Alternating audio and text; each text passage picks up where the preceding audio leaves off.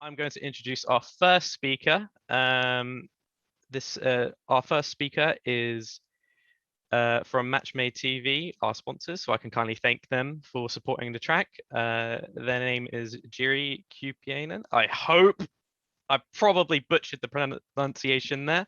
So Jiri, are you there? Yes, I think you should be hearing me now. Hey, I can hear you. How are you doing? Great, great. It's it's actually a really great, kind of boring afternoon in Berlin, but I mean, at Are least you it's joining us from great. Berlin? Yeah, it's kind of boring and grey over here in the UK as well. How do I pronounce your last name? Because I don't Yeah, want to get it wrong again. good luck with that. It's Kupiainen. Kupiainen. Okay, That's okay. really good. That's really good. So okay, all right, nailed it the second time. Okay, so you're going to be talking about why creators are taking the lead over influencers. Feel free to take as much time as you want. No need to rush. And then at the end of your presentation, I'll come in and help facilitate the Q&A for you. So without further ado, let's get going. Do you have a screen to share? Yes, just one moment. Thank you, Charlie. Yeah, so hi everybody. I have no idea what everybody actually means in this context. So I mean, I hope there's someone listening. Yeah, super happy to be sponsoring Beyond Games. Always been a huge fan of Pocket Gamer. Though I do hope that next time we're sponsoring it, I really hope that we can actually sponsor a live event and actually I can be in the same room with you guys.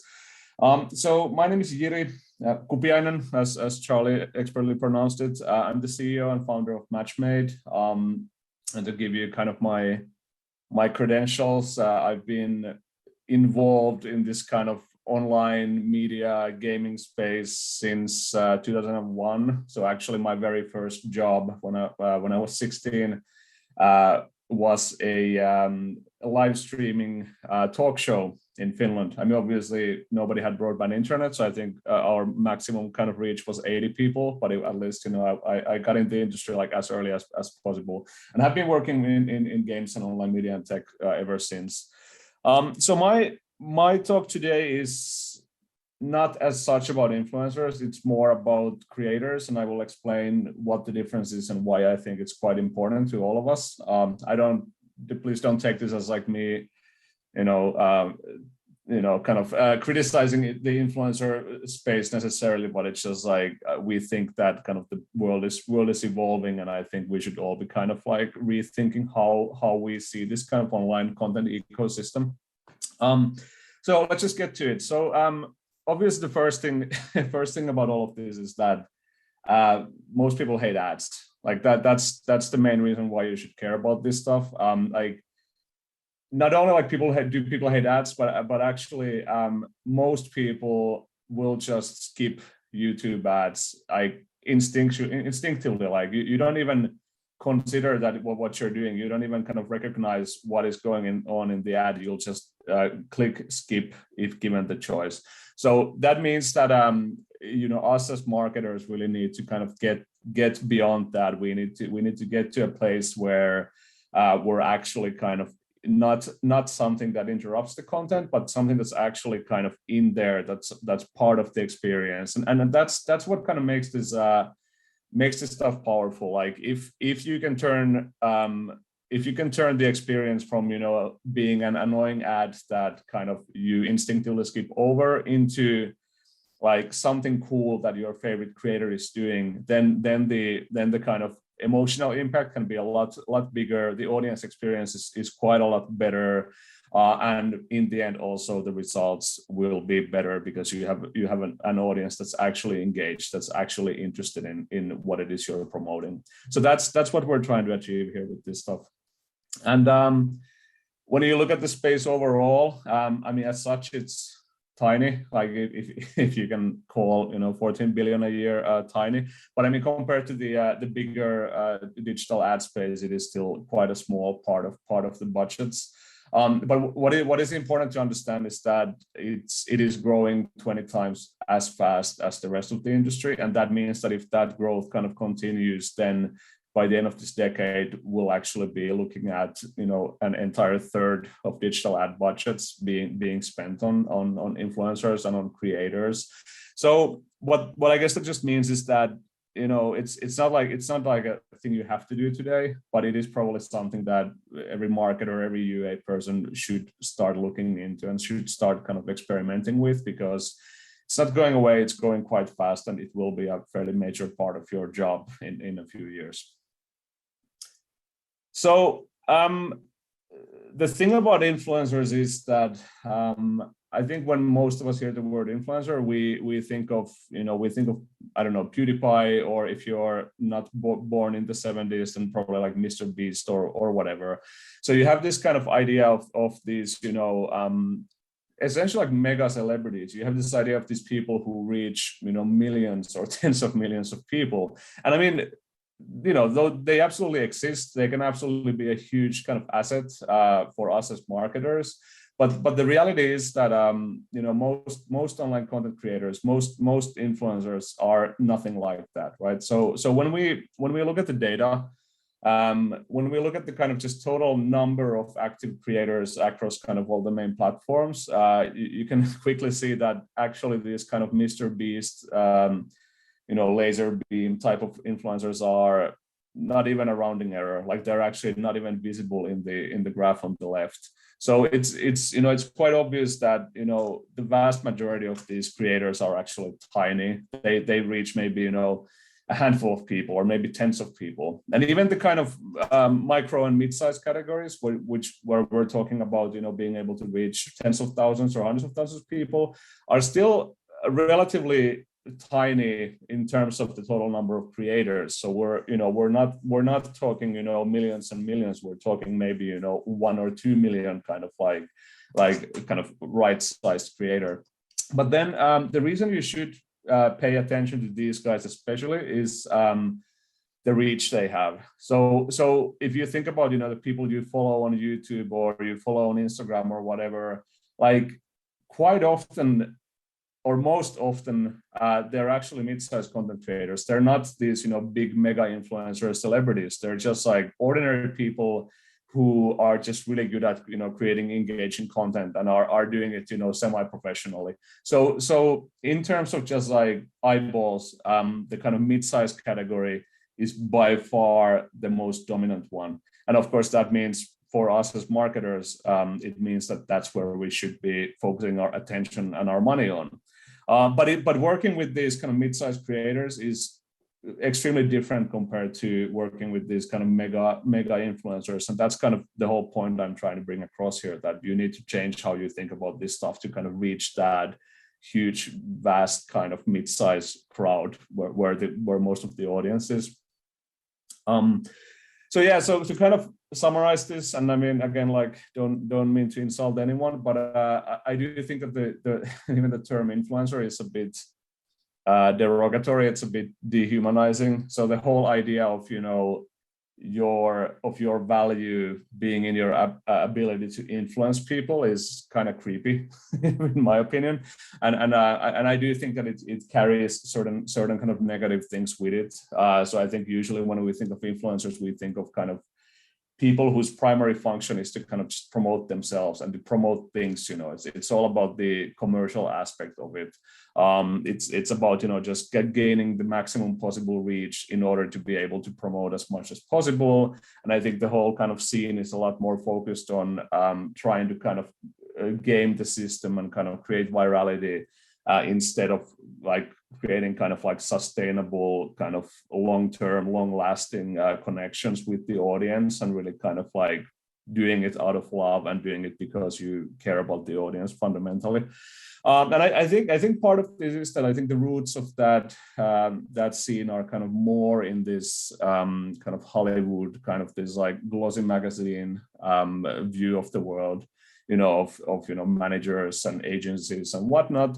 Whereas the creator space is really kind of internet native. You know, it's people who grew up doing cool creative things on the computer, and now because of YouTube, because of Instagram and TikTok and whatnot, they're able to kind of share that with way more people. And there's like it's a pretty like important distinction, because that means that us as marketers who want to reach the audiences of these creators, like we need to be respectful of the connection that these creators have. Like it's not just our brand, it's also their, it's who they are, right? So we need to kind of work with them. We need to work with the audience they have, or otherwise nobody's going to benefit from these, sponsorships, from these commercial activities. And I mean, there's also other reasons why it's smart to focus on the smaller channels. So one of them is obviously that there's a direct kind of negative correlation between the size, the average audience size of a creator and the average engagement they're getting. Engagement meaning, the ratio of people who kind of interact, so comment or like or whatever, to the number of people who view the content. So as you get to like bigger and bigger influencers or creators, the engagement starts dropping, and that matters because there's also a direct correlation between engagement and conversion. So we know quite reliably that the more engaged a creator's audience is, the better the kind of like the click-through conversions on the promotions, for example, are. So that just means that you will get more bang for your buck if you focus on the highest engagement channels. The other reason is that no one has any idea how any individual piece of online content is going to perform. I mean, social media is this kind of, the shared subconsciousness of mankind. Like it's weird stuff works. You can never predict how anyone's next video, anyone's next piece of content is going to perform. And what that means is that in practice is that the bigger the kind of individual pieces of content you work with, the bigger the kind of risk you're taking. So you're kind of like, as you work with a smaller amount of channels, you're increasing the kind of variance in kind of like what kind of performance you're gonna get. So that means that if you wanna treat kind of creators and influencers as a UA, as a performance marketing channel like any other, you really need to ensure you have enough volume to kind of start benefiting from the law of large numbers. And I mean, so what we're looking at here is essentially some of our recent campaigns, and each bar represents an entire campaign, and these are kind of roughly like similar sized budgets. And you can see here that yes, the campaigns with like really big channels, with only like a handful of big channels, they would sometimes generate like amazing returns, but they would also sometimes generate really like disappointing results. Whereas for the campaigns that consisted of small and medium-sized creators, the variance is a lot smaller, which means that it is easier to kind of actually reach the results you expect to reach, which I think for most marketers is all that matters. And I mean, also the cool thing for us is that this space is not saturated. So we asked our creators, or we asked a few hundred of our creators, like how do they feel about sponsorship? How much sponsored content do they produce today, etc. And we could see that for all of them, the desired amount of sponsorships versus the kind of current amount of sponsorships is like the gap is quite large. So there's really like demand from these guys to get sponsored more often, and that of course means that there's willingness, to kind of be flexible on the terms and the pricing and whatnot. So it is quite a large opportunity for smart marketers right now, but you do need to kind of be sensitive to kind of like what are the current market rates, like what kind of offers are going to be acceptable, what are going to be offensive. You do need to make sure that your promotion is actually relevant to the audience, because that's one of the worst things a creator can do is to promote something that doesn't connect with their audience, because people on the internet get angry very easily, and names like sellout are thrown around very easily. So it has to be kind of relevant to their interests. And then of course trust is quite a big thing. So influencer marketing as an industry has gone through a period earlier where there were a lot of kind of managers and whatnot that would do all kinds of highly suspicious things. And that's led to the creators kind of always assuming that any kind of business offer is probably going to be some kind of a scam. And I think for us, like by far the biggest kind of like question we see in our Zendesk tickets is, is this real? is this, do you actually want to pay me money to play a game? I mean, we do, but I mean, for them, it often sounds insane. So trust is a huge thing in this space as well. All right, so then a couple of thoughts on like how to succeed with creators, how to actually kind of make the most of these kind of small to mid-sized content creators as opposed to the influencers. So quite a lot goes into it, unfortunately, or I mean, fortunately for Matchmade, but as such, the thing is that even though it's not, a crazy number of channels, when we look at this kind of small to mid-sized opportunity, it is still millions. So that means that you do need to have the ability to kind of, out of those millions of creators, to kind of figure out, who's active, who's producing the kind of content that's relevant to you, who does a good job with sponsorships. You need to be able to kind of you need to be able to go through millions and millions of pieces of content to pick the ones that you actually want to work with. And I mean, obviously that is definitely a big data challenge. So for example, at Matchmade, we've analyzed about 1.3 billion pieces of content just so we can do kind of objective targeting and we can discover the right channels to work with. Then, of course, the actual part where you do sponsor them, it's also not super straightforward. So you do need to be able to kind of, once you pick them, you need to be able to reach them. You need to be able to kind of make a smart guess about how they're going to perform. You need to know how much to pay them. You need to know, you need to be able to kind of make contracts, establish a legal basis, make sure everybody actually does what they promised when they promised. Make sure there's nothing funny going on in the content, etc., etc. And even once you've done all of that, even just paying all these creators, like let's say your campaign has 500 creators, making sure all of them get their money in wherever, Uruguay or Germany or wherever, it's actually a non-trivial challenge. So I'm not going to pretend that doing this is easy, but I do claim that it is hugely effective once you have these capabilities. And I mean, we do this quite a lot. So we track about 9 million channels. So that's where the kind of 1.3 billion pieces of content number comes from. But out of those 9 million, we kind of actively work with about 11,000 of them, which in total, they're reaching about 5 billion monthly views. So we do know a little bit about kind of how to do this at scale and how to do this globally.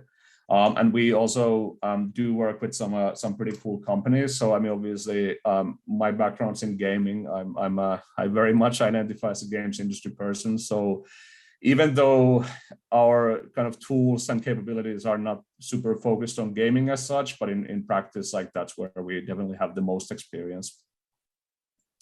So yeah, so I just wanted to talk a little bit about some kind of concrete cases, some of the customers that we do work with, and in order to kind of like help you understand what works and what doesn't. So the first one is actually not a game. It's actually a browser. So if you don't know, I mean, I'm sure you know Opera, but if you don't know Opera GX specifically, then Opera GX is a browser that comes with a whole bunch of kind of custom features that are tailored for gamers. It's actually quite a cool product. I mean, we've been working with them since they launched, which I guess is a couple of years ago. And it's an ongoing monthly partnership with a kind of long-lasting positive ROI, something we're all very happy about. And the secret sauce is kind of boring, but that's usually how the kind of success stories are. So the things they're doing right, well, the first one is that it is indeed this kind of recurring, long-running, high-volume budget, which is always based on like very objectively defined kind of targeting criteria and very objectively defined kind of pricing parameters. So there's no guesswork, there's no kind of opinions. It's just a data thing. Like we will, every month we will look at the current targeting, the current pricing. We'll just run that through our system. We'll allocate the offers as the computer suggests we do. And then, at the end of the month, we'll just look at the numbers, see what performed, what didn't perform, adjust all the parameters, and then do it again. And that means that, over time, you're able to just get to really good performance because you're always kind of improving all the small details that really kind of make it or break it. And to do that successfully, one cool thing we do is that even though like most of the budget is kind of in that kind of solid, reliable method, we always allocate a decent amount of it to testing, crazy things. So we'll test whatever, maybe we'll do a thing with cooking channels. And I mean, the thing about social media is that you really don't know what's going to work. So kind of being able to test out things that don't sound intuitive or that sound dumb is really important, because sometimes those crazy things actually end up working out, and they can just change the whole kind of math behind your marketing efforts. So with Opera, we always every month we do a little bit of kind of crazy stuff, and sometimes we just find these nuggets of gold that kind of allow us to level up the whole campaign. Third thing is that what we do with them is that we always analyze kind of all the results. We look at who of the creators performed the best every month, and we actually rehire the best ones. So the cool thing is that usually when you see good conversions, when you see like good quality users coming from a new creator, it's quite reliable. Like you know that if you work with that creator again, you will again see good conversions and good users, because their audience doesn't fundamentally change that much. I mean, you do need to be able to price it right. So usually always the first time you sponsor a creator that's the best performing one, and after that performance starts dropping because the audience has already seen your stuff. But there's a pretty reliable kind of math behind that, and you can always kind of like price it correctly by just looking at how well the first one did and then adjusting your prices down by a certain percentage to get there. On top of all of this, we do actually also work with bigger creators with Opera, but the thing there is that for the small and mid-sized creators, we always pay them a fixed fee, which is based on kind of our forecast and the pricing parameters. But for the big creators, they don't get a fixed fee. They typically get a CPM rate, which means that that variance, that risk from not knowing how well the content is going to perform, that risk goes away, and it's on the creator. So if they don't deliver, we don't pay them too much. Of course, flip side being if they do deliver and if it's a huge success, then of course it's going to be more expensive. But that's kind of fine once you kind of know what to expect and you know what works for your product. The second one is Top 11 from Nordeus. It's kind of a case study of how you should do this stuff, right? So when we started working with Top 11, we went in with like quite broad targeting. So we were trying all kinds of different channels, and overall, of course, the total ROI of the campaign wasn't amazing, but that's actually to be expected, because like the reality is that like you do not know what's going to work, so you need to kind of be able to kind of spend some money and some time in this kind of discovery phase. And I mean, and once we did that, we kind of did a bunch of sponsorships with different kinds of channels. We were able to look at the numbers, and we were able to kind of find what works and what doesn't. So based on that, we changed the targeting, did a new campaign, and now the ROI was actually quite amazing. So, it's not rocket science, but you need to have that patience to kind of get to the results you want. So as I said, it's very, very straightforward. Just like when you start working with creators, don't go in with too many assumptions. Just kind of try a bunch of everything, see what works. Make sure you're able to analyze the results so you can actually attribute things to kind of specific creators or specific groups of creators. And then based on that, you need to be able to kind of change your thesis to kind of formulate a better thesis that then allows you to kind of keep increasing the performance of the campaign. And then you just do that again and again and again, as we've done with Opera for many years now. The last one, unfortunately, I'm not able to name them currently. Hopefully that will change soon. But it's also a super interesting one. So it's an idle RPG, and they came to us initially with a 100K monthly budget. We allocated that in a couple of days. Actually got quite good results right from the get-go, which often is not the case, unfortunately. So we were already happy with the initial campaign ROI. We saw a huge amount of kind of organic uplift, unattributed installs that we think were a result of our campaign. The customer was really happy with the quality of users, so they were retained way better than the users they would get from other marketing channels. And we actually then bumped the budget from 100K to 500K based on these results, and actually got even better results from the second round. And the reason we were able to do all this stuff is, well, first it's because we very strictly worked with just objective targeting parameters, objective pricing. So there was no arbitrary decision making when it comes to who should we work with, how much should we pay them, what's the content they should produce. So all of this is just, I mean, if you're doing this at home, it's a spreadsheet exercise. If you're doing it with Matchmade, then we've built a little bit more sophisticated things to handle that. But it's really like, it's a must, like to get to kind of these like predictable, repeatable, scalable kind of campaigns, you need to let go of your ego completely. You need to just kind of trust the science. The second thing was that also on the creative side, we trusted the creators. So the actual brief, the script was quite minimal. There was no kind of messing with the creative content. So we would just kind of tell them that, hey, here's a couple of assets. Here's what's cool about the game. Here's the call to action. Just do your thing. And then we would just kind of like, of course, kind of double check that everybody did follow those guidelines, but there was no, reviewing the content and giving them suggestions and whatnot. And again, like doing that or not doing the reviews and whatnot allowed us to kind of scale from 100K per month to 500K, because there was nothing in the process that would require somebody to sit down and think about it. And then most crucially, I would say, the customer is quite data savvy. They know how this stuff works, and they had really good ability to measure the kind of uplift, because the reality of I guess all marketing, but especially creator marketing, is that it's kind of hard to kind of see the big picture. Like you get some attributed installs, but most of the kind of conversions are going to be unattributed because people watch it on their TV and then go to the App Store or whatever, which means that it's hard to see the big picture, see the total impact of the campaign, unless you have really good ability to measure the lift and kind of understand the total performance of the campaign. And of course, to do that, you also need good execution capabilities. So if you're going to spend 500K on hundreds or thousands of influencers or creators, you need to be able to coordinate all that so they all post their content at the same time. So you get that kind of reliable, measurable lift that you can then kind of use to understand the total kind of effectiveness of the campaign.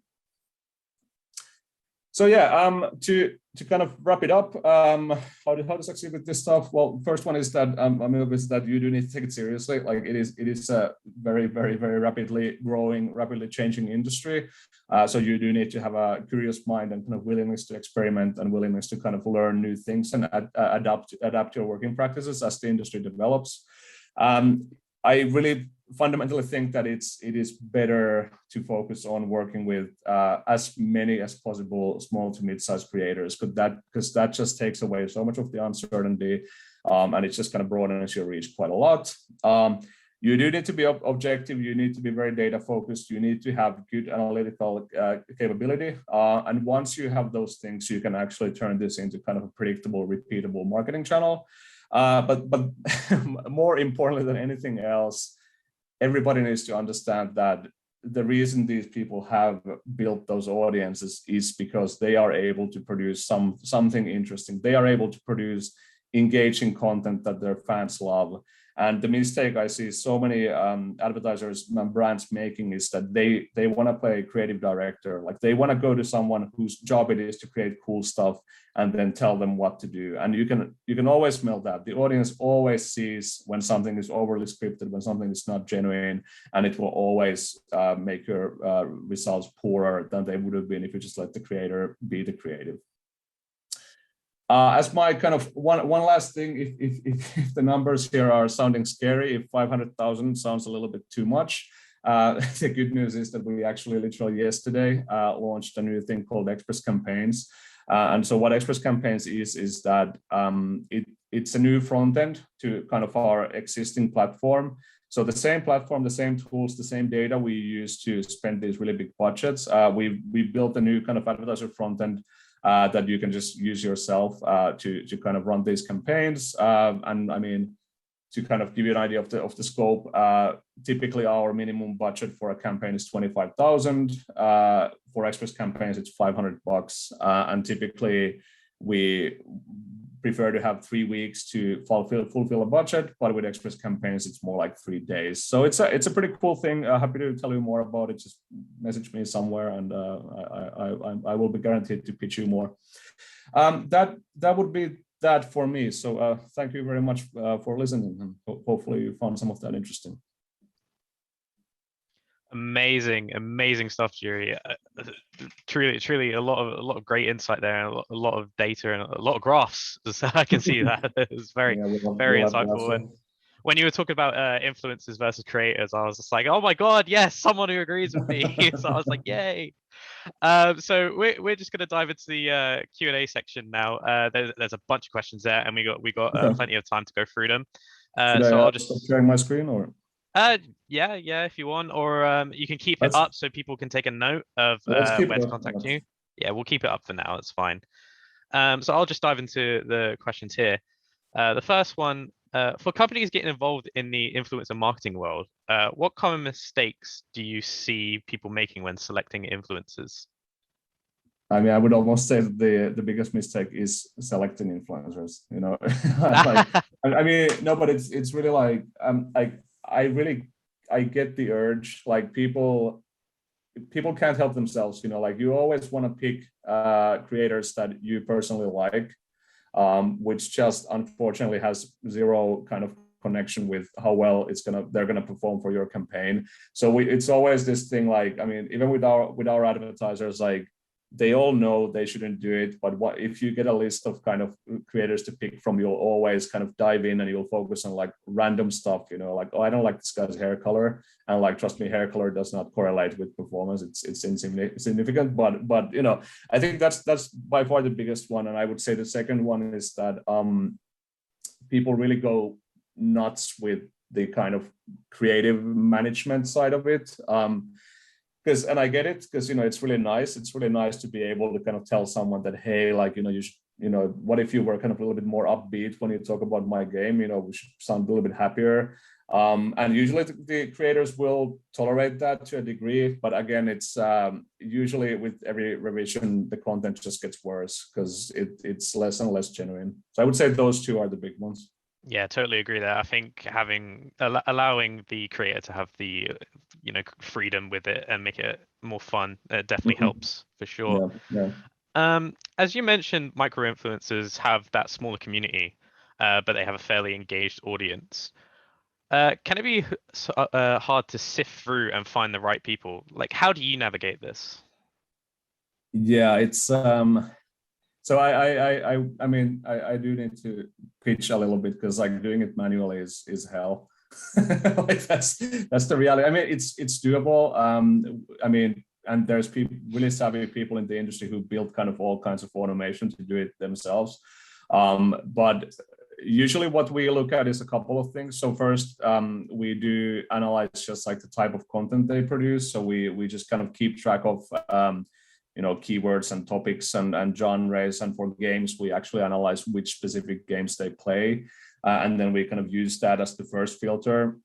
So we might, for example, we might want to work with just creators who played Fortnite recently, or we might want to work with creators that have never played Fortnite.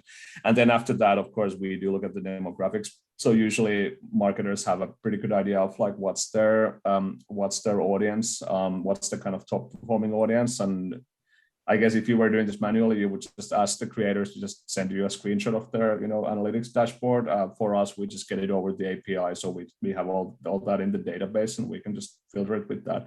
But it's one of those that it's if people are used to kind of performance marketing, then it's really easy to get like too specific with the targeting. So for example, one customer we had, they wanted to sponsor kind of hunting channels in the Benelux countries, which is it's actually like that combination is really tricky, because like first of all, like in the Benelux countries, everybody speaks perfect English, which means that the local homegrown, content scene is pretty weak.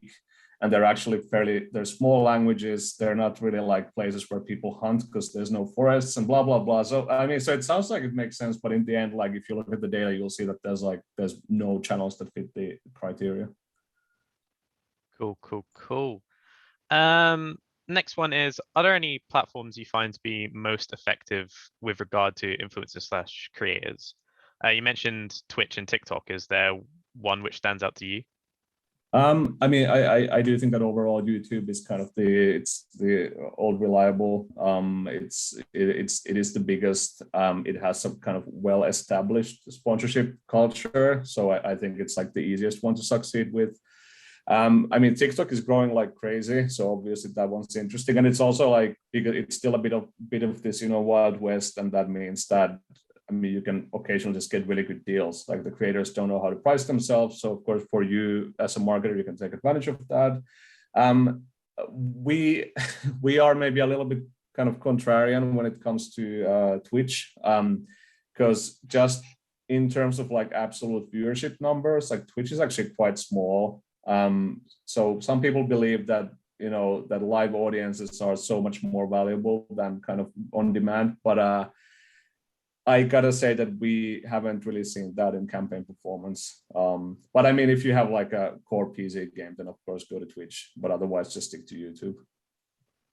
Yeah, that's really surprising to hear that on the Switch side, but it does make sense in a way. Yeah, I can see it. Yeah, because I mean, as I was like when I was talking about the engagement and whatnot, like I mean, Twitch audiences are super engaged, so you would expect there to be really good conversions and whatnot. But it's also because it's live, like people don't really want to kind of interrupt it and go somewhere else.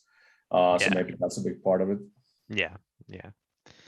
So the next question is, how can we get more nano influencers to sign up and work with brands? Is there enough obvious media partners to work with? I mean, us. That's a great plug there. Great plug. No, it's I mean, there's like the thing is, there's no shortage of platforms that help you work with bigger numbers of creators. I would say the problem with many of them, like there's two things. So the first one is that many of them only focus on one part of the whole process. So they might help you find the creators, they might help you kind of reach out to them, but then they will do nothing to kind of help with the logistics. And that's usually the actual hard part. And I would say the other trap is that most of the platforms we know of, they really focus on this like one-to-one kind of connection, so that you will actually have to reach out to every creator individually. You have to kind of make a deal with every one of them individually. And if you're working with really small creators and you want to reach any kind of meaningful scale, you just can't do that.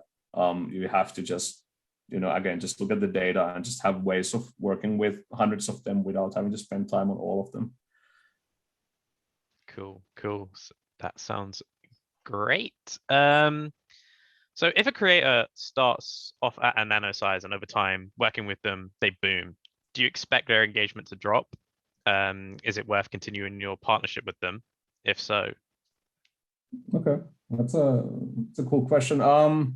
Yeah, I mean, engagement will drop. I mean, it's just like it's just always the case. Like as the audience grows, the number of kind of those like passionate mega fans kind of doesn't keep up, and that's just how it is. But I mean, in general, I'm really a big advocate of like long-term partnerships. So I do think that if you find a creator that you like, the relationship is good, the performance is there, the audience likes your product, and you should work with them forever. And I think at that point, like they're usually quite strict about pricing and business terms and whatnot initially. But if they know that it's something their fans like, then it should be totally fine to tell them that, hey, our conversions are not as good as they used to be. We want to work with you, but we can't pay these rates. And I think most often they would just understand that and kind of have the discussion. Awesome. So next question is, aren't the most successful influencer campaigns more bespoke integrations? How does this commodified approach work for that? Yeah, no, that's a really good one. so I mean, yes, the kind of like absolute home runs, the like, you know, insane ROI kind of campaigns are usually custom integrations with big creators, but that's part of the game, right? Like that's the whole thing, that if you work with a big creator, so the baseline is already pretty high, and if they get lucky and the content becomes like a viral hit, then of course like you're looking at like an insane volume of views and therefore, you know, conversions as well. But the problem is that there's no way to repeat that. So even like if you just say, okay, like this guy's working fine, we should work with them again, the next video might be a dud. So it's, I mean, like it's kind of tricky. Like I'm not advocating against working with big creators, but you need to be comfortable with way more uncertainty. Whereas if you work with, you know, 100 small creators, like overall, like some of them will perform really well, some of them will be really poor, but overall it's going to be about what you expected. And I think most marketers kind of value that predictability more in the end. Cool. We've got time for a couple more questions. We've briefly spoken about you know, what not to do. So we're gonna switch to the other side. What would be your top do's for games companies looking to try influencer activity? What sort of budget do you realistically need to be able to engage with it? It's maybe not so much about the budget, it's about the volume. So the budget is more kind of defined by your capabilities, like how, like so I mean, if you're able to kind of get, you know, 100 really small creators, then, you know, maybe $1,000 is enough, you know, just pay all of them $10 and that's that. But I mean, in reality, like before the Express campaigns launched, like as I said, like our minimum monthly budget would be 25,000. But that also assumes that the creators would be slightly bigger. So it's kind of it's complicated, because I mean, it's also like, you know, for example, if you have a global product, if you have a product that performs well in, let's say, Brazil, then actually, you know, the sponsorship rates are so cheap compared to, for example, the US. So, you know, if you're smart about it, if you know the kind of scene, then you can absolutely do like a meaningful test campaign with, you know, $500, but not if you're targeting like tier 1 English speaking countries. And I think otherwise it's just the same, like focus on just clarity. So, you know, everybody in this industry has ADHD, like that's like nobody reads nothing. So, you know, the brief has to be extremely kind of straightforward and super clear. Like if you have like a call to action that's important to you, it needs to be there in like all caps, all red, ideally flashing, you know, because otherwise they'll probably miss it. And I mean, they will change it once you ask them, but it's better if you don't need to do that. So I think it's just like, keep it very simple and kind of know your product, so you're able to kind of just distill the cool stuff into like a few bullet points. Because we've seen like insane, like, you know, 10-page briefs. And I mean, somebody's creating 60 seconds of content and they need to read like a little mini novel. It's just insane, right? Awesome. I'm going to squeeze just one more question in, because this is a really interesting one to me. Do you work with any VTubers or virtual influencers at all? If not, are you going to look at that, or are you only focused at human influencers? Yeah, no, that's that whole space is, I mean, it's nuts, but I mean, it's super interesting, right? Like, I don't think, at least I'm not aware of us having worked with any VTubers, but of course, if they're really good, then I just wouldn't know that. So maybe all of them are. No, I do think it's a real thing. I don't see why not, you know, like, so I really think that there's going to be huge celebrities, you know, a couple of years from now who actually don't exist. And I mean, yeah, it sounds weird, but I mean, you know, that's so did a lot of this stuff, you know, until it became mainstream. So like, I mean, we're paying attention, but we're not actively doing anything yet. Awesome. Well, that was honestly fascinating session. We could talk about all that stuff all day. Of course, we have run out of time here, but thank you again for your talk. That was incredible. And hopefully we'll be able to catch up at a live event soon, over a drink, or even talk again at one of our events. For sure. I'll do my best to make it to London. I'm super looking forward. That'd be really great. It'd be great to see you then. Cool. Okay. Well, thanks, Charlie. Thanks, everybody. Thank you. Take care.